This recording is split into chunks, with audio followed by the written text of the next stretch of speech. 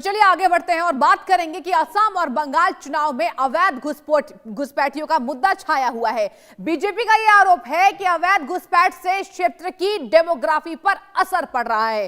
असम और पश्चिम बंगाल में अवैध घुसपैठ का मुद्दा मुख्य रूप से बांग्लादेश से दशकों से एक प्रमुख राजनीतिक, सामाजिक और राष्ट्र सुरक्षा का मुद्दा रहा है। यह सीमावर्ती राज्य की डेमोग्राफी, संसाधनों और स्थानीय संस्कृति को प्रभावित करता है और इस चुनाव में भी अवैध घुसपैठ का मुद्दा छाया हुआ है। दर्शकों, उत्तर प्रदेश के मुख्यमंत्री योगी आदित्यनाथ ने 11वीं सदी में भारत पर विदेशी आक्रांता सैयद सालार मसूद गाजी के बहाने असम और बंगाल में अवैध घुसपैठियों पर हमला बोला है। योगी ने यह कहा है कि सैयद मसूद गाजी को माफिया बताते हुए कहा कि महाराजा सुहेलदेव ने एक ऐसी मौत दी जो इस्लाम में सबसे खराब मानी जाती है। योगी ने कहा जब तक अत्याचारी के साथ इस प्रकार का व्यवहार नहीं करेंगे वो भारत की संस्कृति से इसी तरीके का व्यवहार करता रहेगा।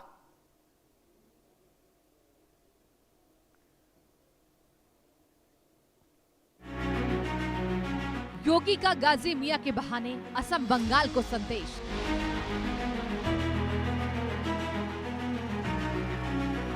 असम बंगाल चुनाव में चलेगा गाजी मियां वाला दांव।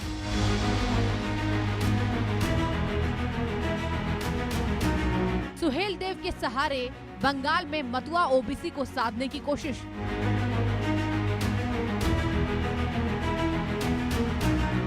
बंगाल में मतुआ अन्य पिछड़ी जातियों में जगेगी हिंदू गौरव की भावना।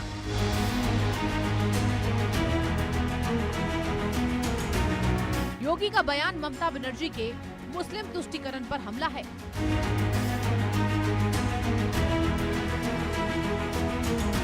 बटेंगे तो कटेंगे बाद गाजी मियां, हिंदू एकजुटता के लिए संदेश।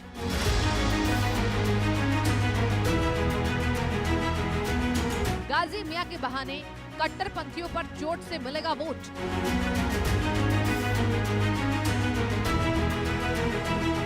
ममता बनर्जी का उर्दू प्रेम वर्सेस योगी का गाजी मियां दाव।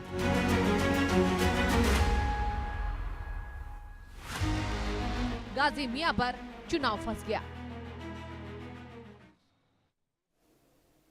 और इसी मुद्दे पर उत्तर प्रदेश के मुखिया यानी कि योगी आदित्यनाथ ने क्या कुछ हमला बोला है, आपको पहले वो सुनवा देते हैं। के विपरीत में देख रहा था, सालार मसूद के मेले में बड़ी संख्या में लोग जा रहे हैं। भाई क्यों जा रहे हैं? जो तुम्हें रौंदने के लिए आया था, तुम्हें इस नष्ट करने के लिए आया था, उसको सम्मानित करने के लिए वहां जा रहे हो। और आज मुझे अच्छा लगता है जब महाराज सुहेलदेव का भव्य स्मारक बहराइच के उस स्थान पर बना है, भीड़ अब ठीक उल्टा महाराज सुहेलदेव के स्मारक में जाती है। सालार मसूद की उसमें कोई झांकने भी नहीं जाता है। इस सालार मसूद ये किसी माफिया से कम नहीं है। जो माफिया अभी मिट्टी में मिले हैं उन्हीं का एक रूप था, और सालार मसूद भी भारत को लूटने के लिए उस समय आया था। ये वही करता था उस समय भी। एक सोमनाथ के मंदिर को ही नहीं तोड़ा था, अयोध्या में राम जन्मभूमि को भी इसी व्यक्ति ने क्षतिग्रस्त किया था। पहली बार लगातार आया था और महाराज सुहेलदेव ने उसको मारा ही नहीं, वह मौत मारा था जो इस्लाम में सबसे खराब मानी जाती है। तो आपने सुन लिया कि सीएम योगी आदित्यनाथ ने क्या कुछ कहा। अब देश का सवाल, सालार मसूद गाजी पर दिया योगी आदित्यनाथ का बयान असम और बंगाल चुनाव पर क्या असर डालेगा। योगी ने गाजी मियां के बहाने असम के मियां और बंगाल की घुसपैठ को एक बताते हुए नैरेटिव सेट करने की कोशिश की है।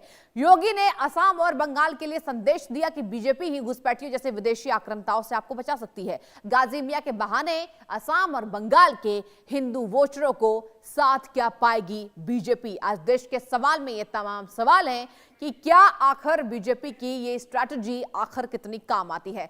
अब चलिए आपको बताने की बारी है कि असम बंगाल चुनाव में गाजी का जिक्र क्यों। यह भी आपको हम ग्राफिक्स के माध्यम से समझाएंगे कि आखिर क्यों यह जिक्र हो रहा है। देखिए, 11वीं सदी में गाजी विदेशी आक्रांताओं के रूप में भारत आया था। जी हां, यह पहली जानकारी निकलकर सामने आई कि आखिर गाजी का जिक्र क्यों हो रहा है असम और बंगाल के चुनाव में। बीजेपी अवैध घुसपैठियों की गाजी से लेकर तुलना कर रही है। गाजी से तुलना करके अवैध घुसपैठियों पर निशाना साध रही है बीजेपी। मौजूदा समय में असम बंगाल में अवैध घुसपैठ भी मौन आक्रमण है। जी हां, असम और बंगाल में सबसे ज्यादा बीजेपी घुसपैठियों के मुद्दे को उठा रही है। अवैध घुसपैठियों से असम बंगाल की डेमोग्राफी पर क्या असर होगा, यह भी जानकारी सामने निकल कर आ रही है कि क्या इसमें असर होने वाला है। असम और बंगाल की स्वदेशी संस्कृति के लिए खतरा है, यह भी जिक्र किया गया कि संस्कृति के लिए खतरा है। अहोम, मतुआ बंगाली हिंदुओं के लिए गाजी जैसा खतरा है घुसपैठिए, और घुसपैठ के मुद्दे को बीजेपी प्रबलता से उठा रही। दर्शकों, अहोम मतुआ बंगाली हिंदुओं की पहचान के लिए संकट है। इसके साथ आपको बता दें कि विदेशी आक्रांता के रूप में जो गाजी है वो भारत आया था, और इसी को लेकर सीएम योगी ने बयान दिया है कि गाजी मियां के साथ जो हुआ, जो सुहेल देव ने किया, वो इस्लाम में सबसे बर्बर जिस तरीके से उसे मारा गया था, इस्लाम के पन्नों में भी ये छप गया है। ये तमाम बातें सीएम योगी ने कही है, और इसी पर बता दें आपको, ये तमाम यहां पर बीजेपी ने साफ तौर पर कहा कि असम और बंगाल के चुनाव में घुसपैठियों का मुद्दा है, और जो मौत मिली थी वो यहां पर इस्लाम में सबसे तरीके से खौफनाक मानी जाती। कौन था सालार मसूद गाजी? देखिए, ये भी आपको जानना जरूरी है। महमूद गजनवी का भांजा और सेनापति था। ये जानकारी निकलकर सामने आई है कि कौन था सालार मसूद गाजी। जी हां, भारत पर शुरुआती आक्रमणों में गजनवी का सेनापति था। जी हां, मोहम्मद गजनवी, जिसको कौन नहीं जानता है, उसका यह भांजा था। जी हां, सालार गाजी। जहां 1026 ईस्वी में गाजी ने काठियावाड़ सोमनाथ पर हमला किया था, गुजरात का सोमनाथ मंदिर जहां पर अटैक किया गया था। इसके साथ भारत में कत्लेआम और हिंदुओं का धर्म परिवर्तन कराया। और बता दें आपको, मोहम्मद गजनवी का एक बार फिर से सुनिए, यह भांजा था कौन? सालार मसूद गाजी। करीब 1030 ईस्वी में गाजी यूपी में बहराइच में राजा सुहेल देव का राज था। जी हां, बहराइच की बात हो रही है, उत्तर प्रदेश का बहराइच जिला, जहां बहराइच में राजा सुहेल देव का राज था। राजा सुहेल देव श्रावस्ती राज्य के राजा थे। श्रावस्ती के राजा कौन थे? राजा सुहेल देव। जी हां, जहां सुहेल देव ने गाजी के सामने समर्पण से इनकार कर दिया था कि हम नहीं झुकेंगे तुम्हारे सामने, जिसके साथ आपको बता दें सुहेल देव ने 21 राजाओं के साथ मिलकर संयुक्त सेना तैयार की। 21 राजाओं के साथ सुहेल देव ने अपनी सेना तैयार की थी। महाराजा सुहेल देव ने सालार मसूद गाजी को युद्ध में परास्त कर दिया। जी हां, जहां भीषण युद्ध में सालार मसूद गाजी मारा गया। तो यह पूरा मुद्दा था। और चलिए अब चर्चा की शुरुआत करेंगे। हमारे साथ बीजेपी के प्रवक्ता अवधेश उपाध्याय जी जुड़ चुके हैं, टीएमसी के नेता संजय चक्रवर्ती जी भी जुड़ चुके हैं, और मुस्लिम स्कॉलर के रूप में हाजी साहब भी जुड़ चुके हैं। तीनों का बहुत स्वागत पहले तो इंडिया न्यूज पे। हाजी नाजिम खान, आपका भी बहुत स्वागत है सर। और पहला सवाल मेरा आपसे होगा अवधेश जी, ये बताइए कि असम और बंगाल के चुनाव में घुसपैठियों का मुद्दा जो आप सब उठा रहे हैं, तो क्या गाजी का जिक्र कर साध पाएंगे क्या वोट? जवाब। देखिए सृष्टि जी, गाजी की बात यदि हम करें, सलार मसूद गाजी, ये एक मुगल आक्रांता था। ठीक है, जो देश को आया, भारत को आया लूटने, अपने मामा के साथ, गजनवी के साथ। यदि किसी भी मुगल आक्रांता की जब बात होती है हमारे देश में, या फिर जो देश को तोड़ने वाले जो लोग हैं उनकी जब बात होती है, या जब घुसपैठियों की बात होती है, तब एक वर्ग ऐसा है हमारे देश में जिसको एकदम मिर्च लग जाती है। अरे भाई, आपका रिश्ता क्या है उन लोगों से? घुसपैठिए हो, या फिर जो भारत को लूटने आए मुगल आक्रांता वो हो, या फिर भारत को तोड़ने की जो साजिश रच रहे हैं वो हो, क्या रिश्ता है उनसे? ये सवाल एक उठता है। दूसरा, देखिए माननीय योगी जी ने जो कहा है वो इस परिप्रेक्ष्य में कहा है कि जिस तरह से जो घुसपैठिए आज के समय में आ रहे हैं, जो गुंडे माफिया आज के हैं, उसी तरह से सलार मसूद गाजी था। लेकिन उसको मिट्टी मिलाने का काम किसने किया? उस समय के राजा थे सुहेल देव। क्यों किया? क्योंकि जो सालार मसूद गाजी था, इसने 1926, मैं बता दूं आपको, 6 जनवरी से 8 जनवरी तक, 6 से 8 जनवरी 2026 तक इस गाजी ने सोमनाथ मंदिर पर आक्रमण किया था। उसी दौरान जो है सुहेल देव राजा थे, उन्होंने इसका पूरी तरह से मिट्टी मिलाने का काम किया। जिस तरह से आज के समय में देखा जाए तो यूपी में जो अपराधी हैं, माफिया हैं, उनको मिट्टी मिलाने का काम योगी जी कर रहे हैं। दूसरी बात ये रही, जब देश में कोई भी मुगल आक्रांता की बात होती है, तब विपक्ष हुआ, कुछ विचारधारा के लोग हुए, वो बाहर आ जाते हैं निकल के। आगे क्या रिश्ता है भाई? और कहीं ना कहीं ये दिखाता है, जो जिनको मिर्च लगती है मुगल आक्रांता के नाम से, घुसपैठियों के नाम से, या जो देश को तोड़ने की साजिश रचते हैं उनके नाम से, वो कहीं ना कहीं मैं समझ सकता हूं कि वो इस देश के भी सगे नहीं हो सकते। ठीक है संजय जी। जो गाजी जो है, जिसने हिंदू मंदिर तोड़े, हिंदुओं के धर्म परिवर्तन कराए, उसकी मजार पर जाकर विपक्षी नेता जाते हैं वहां पर। ठीक है, मैं जवाब ले लूंगी। ठीक है, अवधेश जी बने रहिए, अवधेश जी प्लीज बने रहिए, हमारे साथ दो गेस्ट और भी हैं, उनके पास भी जाती हूँ। संजय जी, आपका रुख करते हुए, देखिए सबसे बड़ी चुनौती किसी भी पार्टी की, मैं केवल बीजेपी की बात नहीं कर रही हूँ, ना टीएमसी की बात कर रही हूँ, ना कांग्रेस की बात कर रही हूँ। अगर बीजेपी ने यह मुद्दा उठाया है असम और बंगाल चुनाव को लेकर, तो सबसे पहले तो टीएमसी को स्ट्रेटेजी बनानी होगी कि आखिर क्या काट है, टीएमसी की काट क्या है। और जो गाजी का मुद्दा उठाया गया है, आपको नहीं लगता कि हिंदू वोटर्स खिसकेंगे? क्या सोचेंगे हिंदू वोटर्स की मोहम्मद गाजी को जिस तरीके से यहां पर आक्रांता नहीं दिखाया गया, एक शासक दिखाया गया, उसके बाद सच्चाई अभी पता चल रही है, तो क्या टीएमसी को खतरा नहीं है? सर आपका जवाब। संजय जी। देखिए, पहली बात तो यह है कि भारतीय जनता पार्टी सिर्फ इतिहास में जीती है। हाँ। और इनको लगता है कि इतिहास केवल इन्होंने ही पढ़ा है, बाकी लोग तो बेवकूफ है, गधे हैं, उन लोगों ने इतिहास पढ़ा नहीं।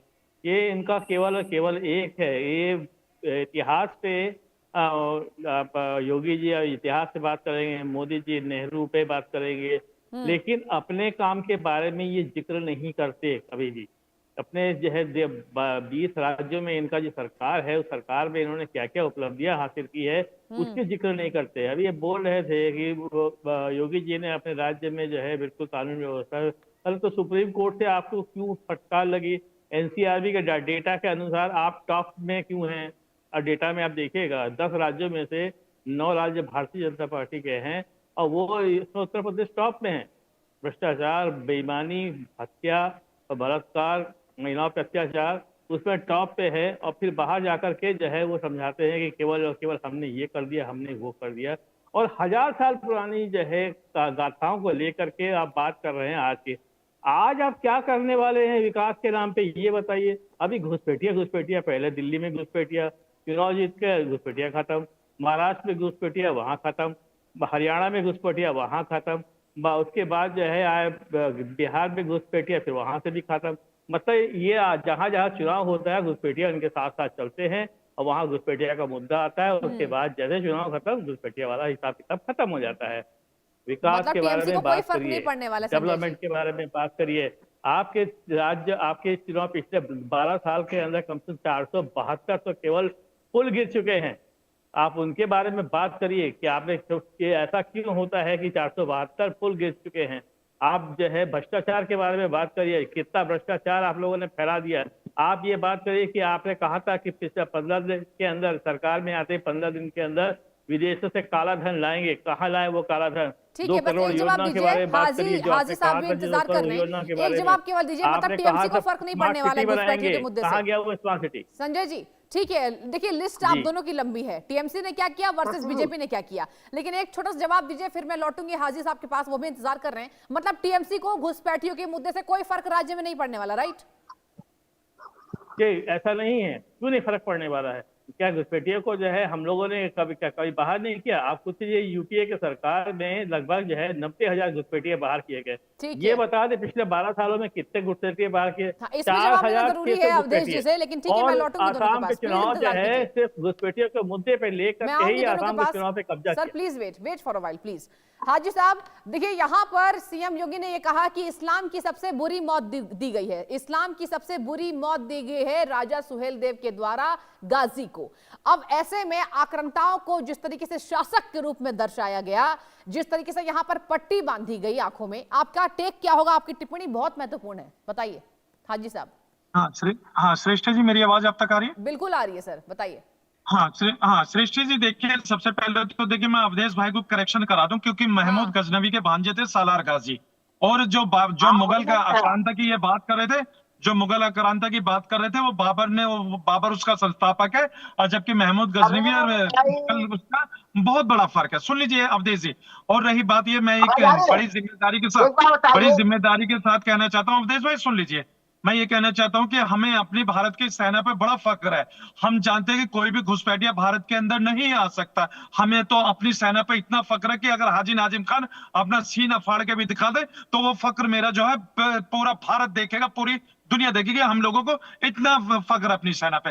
लेकिन अगर ये कहते हैं कि घुसपैठिए आए हैं, तो देखिए 10 साल के करीब असम के अंदर भी हो गई है इनके बीजेपी की सरकार को, और लगभग 12 साल के करीब केंद्र में भी हो गई है। तो एक सार्वजनिक आंकड़ा पे ये पेश कर दे कि हाँ जी देखिए यहाँ पर 2014 से लेकर 2026 के बीच में इतने घुसपैठिए आए हैं। हाँ। उधर उधर जो है असम के अंदर भी एक आंकड़ा पेश कर दें कि यहाँ पे 10 साल के अंदर इतने घुसपैठिए आए और इतने घुसपैठियों को डिपोर्ट करा गया। तो जब घुसपैठियों को आप डिपोर्ट कर देंगे तो जाहिर सी बात है कि घुसपैठिया रहेंगे नहीं। और एक चीज और आई थी श्रेष्ठ जी, ये कहा गया था कि देखिए हम ये एसआईआर कर रहे हैं, एसआईआर में घुसपैठियों को चिन्हित करा जाएगा, जबकि एसआईआर जो है स्पेशल इंटेंसिव रिविजनल है, चुनावी प्रक्रिया है, वोट का शुद्धिकरण की बात होती है।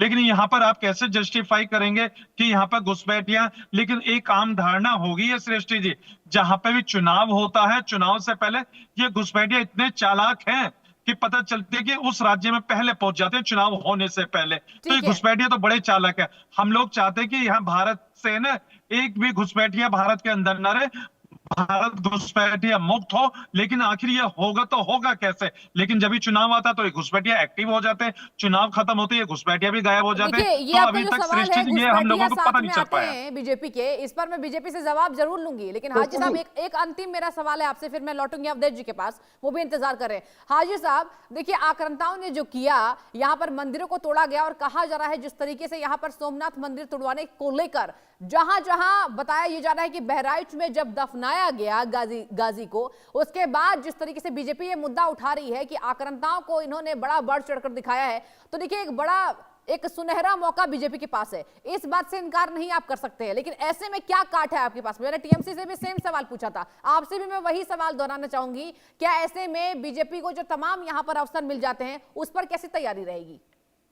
हाँ श्रेष्ठ जी देखिए, पुर्तगालिया भी तो घुसपैठिया थे, पुर्तगालियों ने भी तो भारत के अंदर नरसंहार करा था, कितने मंदिरों को तोड़े थे। और कश्मीर के अंदर राजा थे, उन्होंने मंदिरों को तोड़ा था। तो बहुत सारी ऐसी बातें हैं। लेकिन ब्रिटिश हुकूमत भी घुसपैठिया थी, उन्होंने भी भारत के ऊपर किस तरीके से भारत के हर नागरिकों पर अत्याचार करा। तोड़े जाने का साफ तौर पर यहाँ पर समर्थन नहीं करते हैं, यानी कि आपके तरीके से ये कहा जा रहा है कि जो हुआ वो गलत हुआ और जिस तरीके से हिंदुओं का कत्लेआम किया गया यहाँ पर गाजी के द्वारा वो गलत है। राइट हाजी साहब?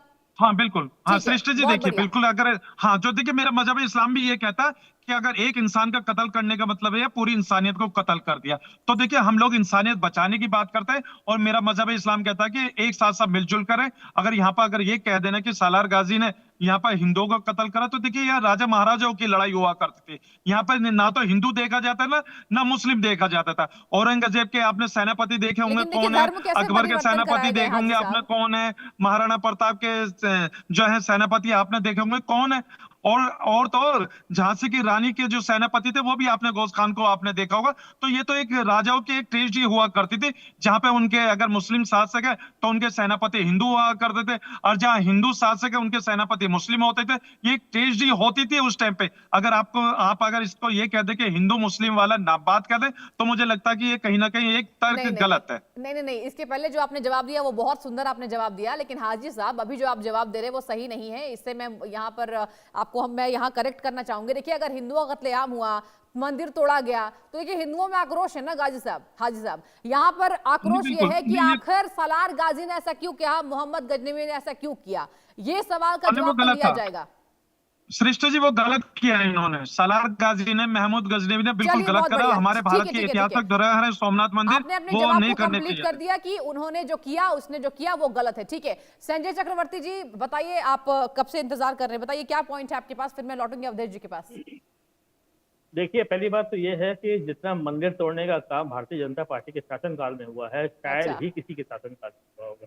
चाहे आप बनारस को ले लीजिए, चाहे अयोध्या को ले लीजिए, प्राचीन से प्राचीन काल के मंदिरों को तोड़ करके इन्होंने जो है तबाह कर दिया। 400 से ज्यादा मंदिरों को तोड़ा। अभी आपने दिल्ली के अंदर देखा, दिल्ली के अंदर देखा, आरएसएस के कार्यालय के ठीक सामने एक मंदिर हुआ करता था 800 साल पुराना। पूछ लीजिए ना, पैनल में उपस्थित है अवधेश जी, संजय जी पूछ लीजिए, एक मिनट इंतजार कीजिए। अवधेश जी देखिए, यहाँ पर बात आ गई बनारस की, काशी की बात आ गई, क्यों एक्सपेंशन करने की तैयारी कर रही है बीजेपी? आप पे सवाल उठ रहे हैं, टीएमसी उठा रही है, कांग्रेस उठा रही है। आप देखिए कांग्रेस के ट्विटर हैंडल देखिए, सोशल मीडिया पोस्ट देखिए, हर जगह उसी का जिक्र है कि बीजेपी क्या कर रही है, बीजेपी क्यों मंदिर तोड़ रही है। इसका जवाब कैसे तैयार रखेंगे?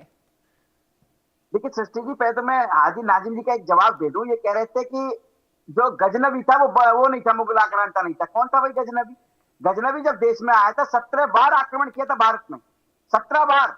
और उसी का भांजा था ये सलार मसूद गाजी, जिसने 1926 में सोमनाथ मंदिर को तोड़ने का काम किया, सोमनाथ मंदिर को लूटने का काम किया। और इसी तरह से बाबर था, बाबर ने भी यही काम किया। इसी तरह से औरंगजेब था। अरे ये थे क्या भाई? ये चोर थे, लुटेरे थे। यदि इनको कोई भारत का व्यक्ति कहेगा ये बहुत अच्छे थे, ये सूफी संत थे, तो मैं समझता हूं उससे बड़ा भारत का गद्दार कोई नहीं है इस देश में। ये समझ लीजिए सृष्टि जी। ठीक है, यदि कोई ऐसे मुगल आक्रांता को सूफी संत बताता जिसने भारत को लूटने का उस पर देखिए बातचीत हो गई है, देखिए उस पर चर्चा हो गई। अवधेश जी मुद्दा घुसपैठी है। अवधेश जी सुनिए सुनिए, आपकी बात बिल्कुल ठीक है, आपकी बात बिल्कुल ठीक है, लेकिन देखिए हाजी साहब ने ये बोला है कि वो भी गलत मान रहे हैं, वो भी गलत मान रहे हैं। देखिए चर्चा पर लौटिए, घुसपैठियों का मुद्दा है। हाजी नाजिम ने कहा कि वो मुगल आक्रांता नहीं, ध्यान में किया होगा, गजनवी नहीं था, बाबर था। शुरू में ये कहा, इसी का मैंने जवाब दिया। दूसरी बात रही बात, देखिए घुसपैठी जी मैं आपको जवाब दे देता हूँ, सुन लीजिए अवधेश जी।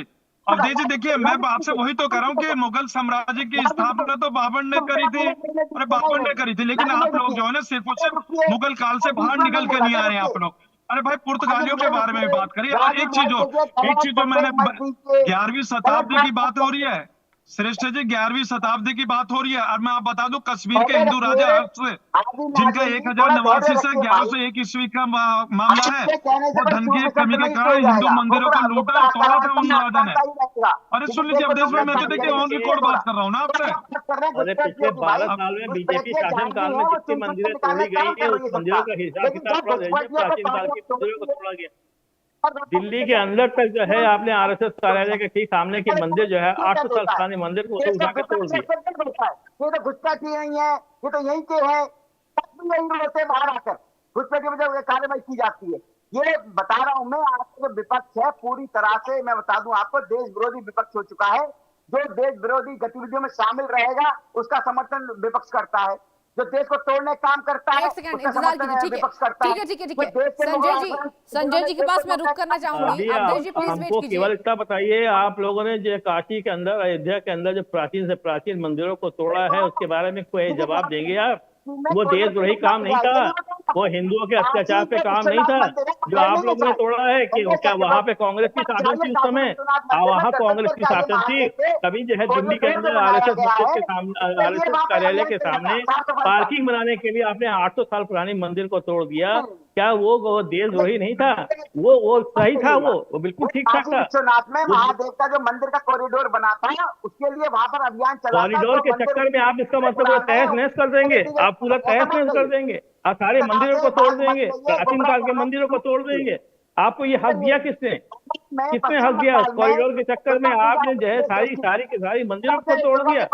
आपको पता है काशी कहते हैं कड़कड़ में है, कड़कड़ में है वहाँ शिव, वहाँ पे शिव का वास है, वहाँ पे आप जो है प्राचीन काल के मंदिरों को तोड़ने का हक किसने दिया? महारानी अहिल्याबाई का मूर्ति को तोड़ने का हक किसने दिया? और ऊपर झूठ बोलते हैं जाकर के योगी आदित्यनाथ जी, कहते हैं एआई से बना वो मूर्ति था वो। आप लोग किस तरीके से, आप जितना मूर्ति आप लोगों ने तोड़ा, जितनी मंदिर आप लोगों ने तोड़ी है, शायद किसी ने तोड़ी। और अभी बंगाल के अंदर आप लोगों ने एक मंदिर तोड़ा, बंगाल के अंदर अभी आप लोगों ने हनुमान जी के मंदिर को तोड़ा। और वो बाद में अनुरोध है कि कृपया डिबेट पर लौटिए। घुसपैठियों के मुद्दे को कैसे उठा रही है सरकार?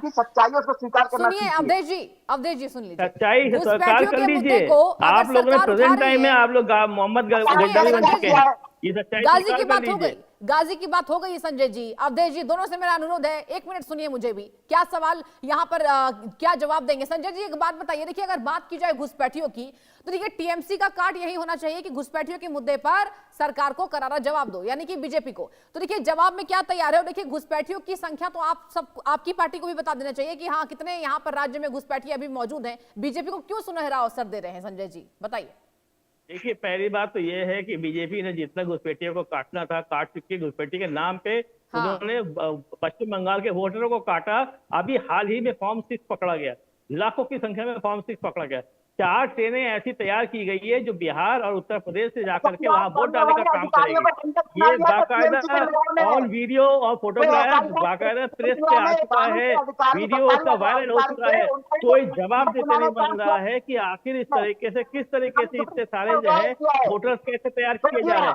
कहाँ से, किस तरीके से? पहला जो वक्तव्य था वो शुभेंदु अधिकारी का था कि 1,25,00,000 वोटर जो है कटेंगे। कैसे पता चला उनको 1,25,00,000 वोटर? उसके बाद अमित शाह का आता है, उसके बाद जो है चुनाव आयोग सेम टू सेम काम करती है। तो आप लोगों को कैसे अंदाज हो जाता है, किस तरीके से अंदाज हो जाता है कि शुभेंदु अधिकारी किस तरीके से पहले से वक्तव्य दे देते हैं कि यहाँ पे इतने इतने वोट जो है ये काटे जाएंगे? तो ये पहली बार नहीं है, ये असल बात बिहार का चुनाव एक संयोग था और बंगाल का चुनाव प्रयोग था। SIR बंगाल के चुनाव के लिए ही संगठित किया गया है, प्रयोग किया गया है। और इस पे ये पूरी तरीके से जब देख रहे हैं कि SIR के बावजूद हम उसमें जो है हम कामयाब नहीं हो पा रहे, TMC को नहीं हरा पा रहे, तो बाहर से वोटरों को ला करके फॉर्म 6 जमा कराने की कोशिश करके उनको वोटर तैयार किया जा रहा है।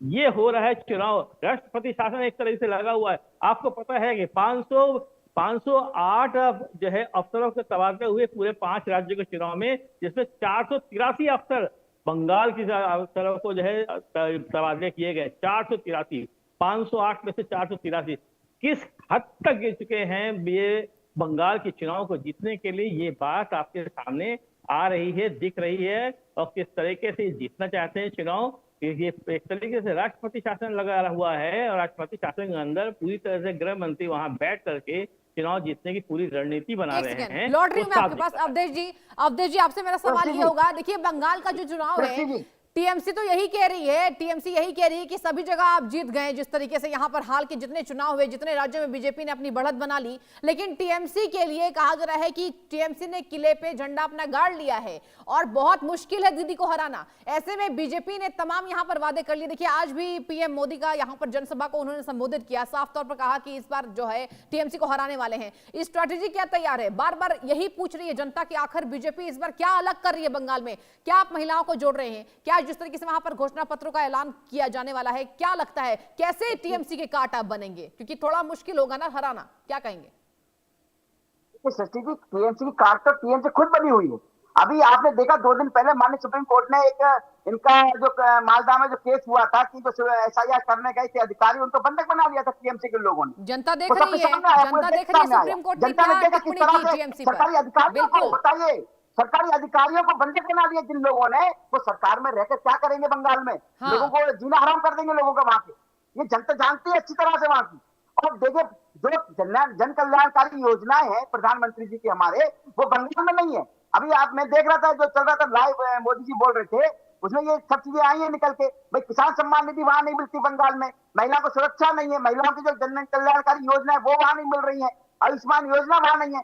बहुत सी जन कल्याणकारी ऐसी योजनाएं हैं केंद्र सरकार की जो पश्चिम बंगाल में नहीं है। ठीक है हाजी साहब, तब से इंतजार कर। ठीक है अवधेश जी मैं लौटूंगी, लेकिन हाजी नाज़िम खान जी भी इंतजार कर रहे हैं। एक सेकंड वेट कीजिए, इंतजार कीजिए प्लीज। हाजी साहब देखिए, जब भी आक्रांताओं की बात आती है तो देखिए यहाँ पर बीजेपी आप सब यही कहते हैं कि देखिए बीजेपी की जो रणनीति है वो अच्छी नहीं है और समाज को बांटने का काम बीजेपी करती है। लेकिन जब आक्रांताओं की बात आती है, आखिर क्यों आप जैसे लोग हैं वो बाहर नहीं निकलते हैं? और जैसे आपने आज पैनल में कहा कि मैं इसका विरोध करता हूं, आखिर इस संख्या को हम क्यों नहीं देख पाते हैं? जरा बताइए, इस पर अपना जवाब जरूर रखिए। हाँ सृष्टि जी, देखिए हम लोग भारतीय हैं, भारत के संविधान के अनुसार चलते हैं और देखिए भारत का हर नागरिक भारतीय है और हाजी नाजिम खान की तो नैतिक जिम्मेदारी है अपने सभी भारतीयों से बेइंतहा मोहब्बत करने की। और एक चीज और है सृष्टि जी, यहाँ पे जिस तरीके का तर्क दिया जा रहा है, तो मैं ये कहना चाहता हूँ कि आखिर ये बार बार जो मुगल आक्रांता का जिक्र क्यों करा जाता है, इनको खत्म कर दीजिए। अब हम उस युग से खत्म हो चुके हैं। हम चाहते हैं कि अब नए युग में जो ये भारत का जो नया युग चल रहा है उसमें हमारा देश आगे बढ़े, हमारा देश आगे बढ़े। हम सब एक देश को आगे बढ़ाने के लिए अपना अपना सब अहम योगदान दें। लेकिन यहाँ पर जिस तरीके का तर्क दिया जा रहा है, जिस तरीके, अरे अवधेश जी सुन लीजिए भाई, यहाँ से अलग हटके भी तो आप बात कीजिए देश को। अवधेश जी, संजय चक्रवर्ती जी और हाजी नाजिम खान जी, आप तीनों का बहुत शुक्रिया पैनल पर आने के लिए और तमाम चर्चा आगे बढ़ाने के लिए। और पीएम मोदी ने घुसपैठियों को लेकर क्या कुछ बयान दिया है, आपको सुनाते हैं। हो गया, अब बंगाल की पहचान बदलने वालों की विदाई बंगाल ने तय कर ली है। এইবার বাংলার পরিচয় বদলনোর চেষ্টা যে করছে তার